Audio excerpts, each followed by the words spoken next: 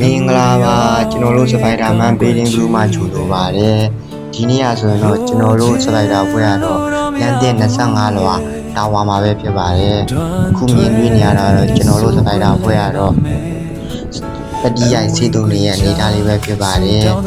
ဂျီမင်းလို့ជីဂျူလို့ရအောင်ကျွန်တော်တင်ပြခြင်းပဲဖြစ်ပါတယ်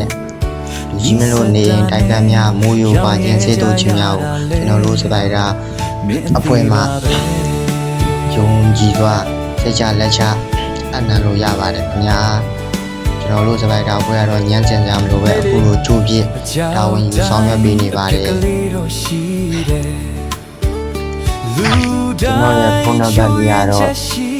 ချစ်ချစ်ကိုကိုချစ်ချောက်ချောက်ကိုကိုပဲဖြစ်ပါတယ်ခင်ဗျာပုံစံခုချဲ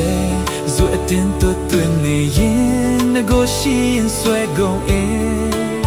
ပျက်စီးမဲ့ရဲ့ပြန်ငယ်ကွက်တင်တာလေမင်းဒီပါပဲ